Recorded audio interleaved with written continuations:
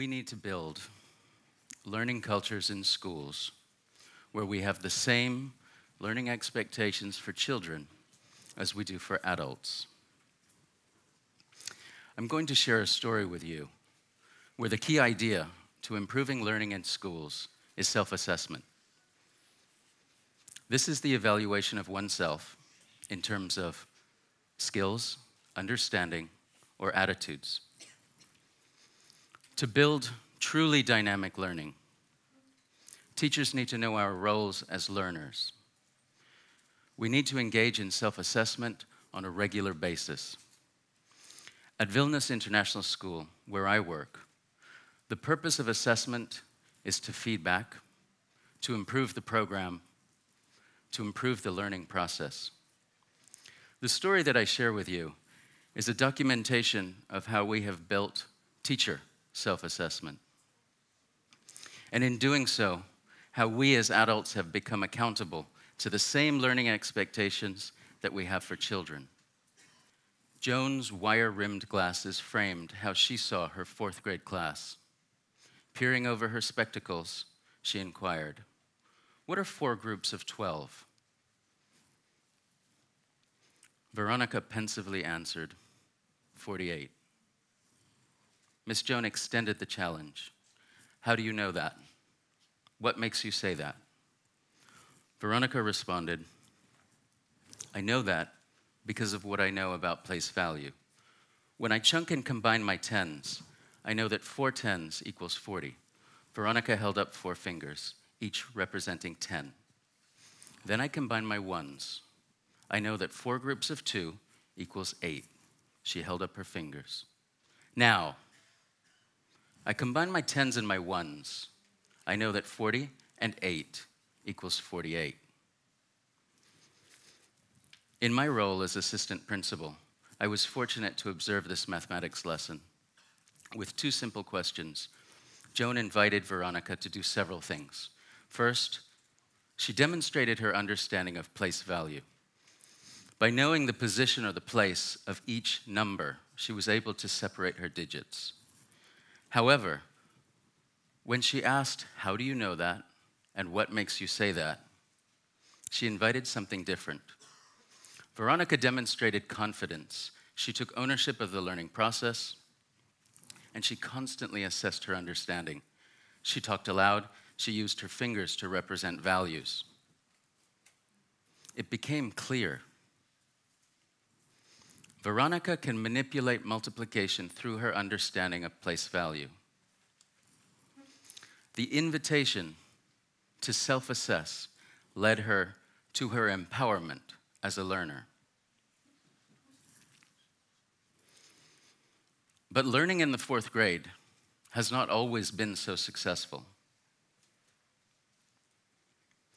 Miss Joan would be the first to tell you of the changes that she has made with the use of self-assessment. Early on, some of her lessons were a bit like a shotgun. She knew her learning objective, but didn't always know if she had connected with her target, students. On one particular cold and dark afternoon, I observed a different mathematics lesson. She had struggled with this lesson. She had only been marginally successful. The students looked exhausted. I looked at Joan and I asked, "How have you created successful learning in your mathematics class today?" With an incredulous look on her face, she handed me a stack of half-completed math worksheets. "Here," she barked. Quietly, I asked her, "How do you know that children have learned?" After a moment of awkward silence, Joan responded, "I don't know." The question, "How do you know that students have learned?" was an invitation for Joan to look for evidence of learning. Without this evidence, the self-assessment was clear. Joan needed to personalize learning. She needed to look for better ways to measure student understanding. And then it struck me, we require children to assess their understanding, we require children to assess themselves. We should require the same from adults. The question is, how do we do this? At this same time, we were having conversations clarifying what effective learning looks like in schools. The intention here, the aim, was to articulate a school culture where we all have a common understanding of learning. We wanted to share with every single school, community member, we are all learners. So this story of Joan's change that I share with you, of adults bearing the same learning responsibilities as students, this parallels our learning journey that we have taken as a school. But as you might imagine, change with children is easier than change with adults. In my reading of Teacher Self-Supervision by Powell and Kusuma Powell, I have learned that our roles as teachers is to guide children to become self-directed learners. In building a culture of self-directed learning, we look for certain qualities. There's learning independence, there's autonomy. Children own the learning process. Children exhibit resilience that is combined with curiosity. The active desire to problem solve is a hunger to figure out more. Finally, the learning potential is being maximized. A fundamental part of building self-directed learners is the idea and the role of self-assessment. Professor John Hattie, in his book, Visible Learning, identifies self-reported grades or expectations as playing a very influential role in achievement. Dr. Glasser identifies self-evaluation as a means to improve the quality of learning. With self-assessment, you are constantly evaluating how much do I know, how much do I need to know, and how do I close that gap. It is in this process that learners take responsibility, they take ownership, and we start to see them grow as learners. Learning goals are imperative in this process, in improving young people as effective learners. I was keen to take these ideas and review them with children. At our next staff meeting, I introduced some of this research to teachers. They were very receptive to the idea of empowering children to better own their own learning. Miss Joan very quickly went and had conversations with students about areas for improvement. This turned to writing goals. Students understood themselves and, with Miss Joan's help, started to articulate and write learning goals. This then changed to learning habits. Children started to see their decisions and steps that they took on a daily or weekly basis as ways to improve themselves. Teachers then started to consider, how do we get children to monitor their progress? How do we get children to reflect on their learning? This was a very positive, very exciting road to restructuring student learning. Seeing the success that we were having with students, I came to think, if research tells us that this works with children in developing self-directed learners, shouldn't we be doing this with adults? In fact, it struck me, teachers should be involved in all of it. Self-assessment, goal setting, learning habits, monitoring progress, and reflection. In fact, we had already been involved in some goal setting. Teachers had come up with their own personal, professional learning goals. This is a standard practice in many schools. Miss Joan had committed to the following goal. This year, I want to have students make learning choices through the use of self-assessment. Things looked good, but it wasn't good enough. I struggled with how to emphasize to teachers that our roles as learners, adult learners, are guided by what we know works with children. I thought about Joan, and I realized we teach children to self-assess, but teachers are still held captive by traditional models of teacher evaluation. I decided to talk to teachers about our roles as learners through the idea of self-assessment. Teachers need to decide, based on set criteria, whether or not they're doing a good job. Far too long have teachers been coddled by demeaning appraisal systems that assume very little of teachers. Such traditional teacher evaluation systems work on the idea of reward or punishment or coercion, and they completely undermine teacher independence and initiative. We know through our work with children, traditional teacher evaluation doesn't work. It undermines the work that we do as teachers, and it does not empower children. We as teachers need to embrace models of learning. Another thing that we know works with student learning are learning portfolios. Our learning portfolios form learning journeys. These are owned by children, and through the creation process, students make choices. We hear their voice, we see their pride, we see their growth over the course of the academic year. Inherent in this process is self-assessment and reflection.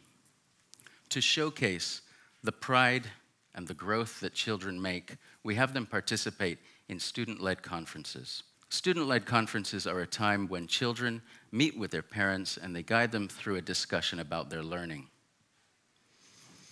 Again, I had one of those moments where I questioned, if the research says that this helps develop children into self-directed learners, shouldn't we be doing this with teachers?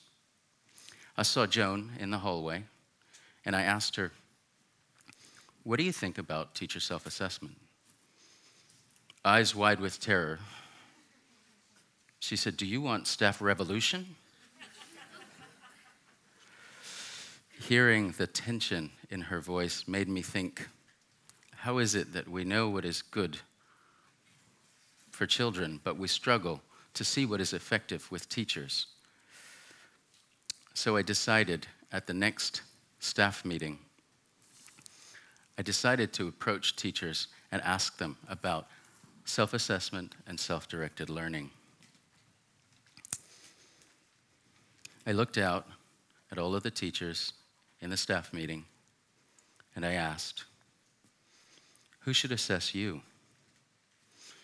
There was tension, there was confusion, teachers started murmuring, and I quickly shared some of the research that I have been reading against traditional teacher evaluation and towards self-directed learning. Some of the arguments against traditional teacher evaluation are some fairly large misunderstandings. I will share a couple with you. Some believe external evaluation equals constructive feedback. This equals teacher improvement, and that equals better student learning. This is incorrect. The coercive nature of an external evaluation completely undermines the constructive nature of feedback. Some believe, while trust is nice, it's not completely essential for high-quality learning. This is incorrect. Trust is a fundamental requirement of every learning relationship. Some believe teaching and learning can be reduced to a behavior formula imposed by someone else. This is incorrect. The complexities of teaching and learning cannot be reduced to a behavior formula. Finally, some believe only ineffective teachers need to grow. This is incorrect. The demands of learning now, learning in the 21st century, really suggest every teacher needs to be an adult learner. I looked across the room at all of the teachers gathered. I saw apprehension. I saw a little bit of suspicion. But over time, teachers became more agreeable to the idea of self-assessment and self-directed learning. And we know with the idea of self-assessment and self-directed learning, we need to combine the reporting and the assessment. So I went to teachers and I asked them, what do you think about taking the ideas for a student-led conference, the format and the expectations, and use those to guide a time when you report on your growth as a learning journey through a teacher-led conference?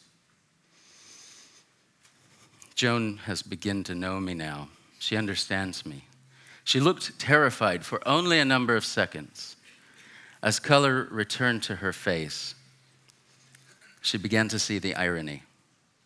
The irony is the time and the energy that we invest in building children to be successful learners must be duplicated with adults. So, Joan was excited. Come May, I scheduled a teacher-led conference with Joan. It was late in the day, but she was excited. She unfolded for me a 5-page illustration. She had chosen a very creative way to tell her story. As I listened to her tour, her professional learning goals, and how they intertwined with the school's mission, several things became clear. The pride and commitment that she has for every single learner was absolutely clear. Louder than that, the pride and the commitment that she had for her school was absolutely clear. Seeking that same pride and commitment, I now schedule a teacher-led conference with every primary school teacher. The hope and the invitation is that we develop student learning through our own learning. As teachers, we can be far more effective when we see ourselves as learners. When we multiply this through schools, we start to build learning cultures. Through each teacher-led conference, as teachers self-assess themselves, I confirmed effective schools are in the business of duplicating and aligning expectations for learning. When we do this, we ensure that while we as adults are constantly growing, children take their lead. They engage with one another and with each other, and they're learning on a completely different level.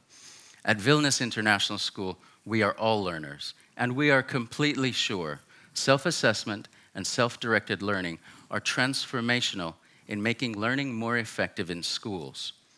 I invite and I challenge all of the educators in the room, all that are listening, return to your jobs, begin the journey, hold yourself accountable to learning the same way that we hold children accountable. Use self-assessment and reflection to guide your craft. Monitor your progress the same way that we track student learning. If you take this process seriously, you will begin to see the type of pride that we have at our school. This is our learning journey. Thank you.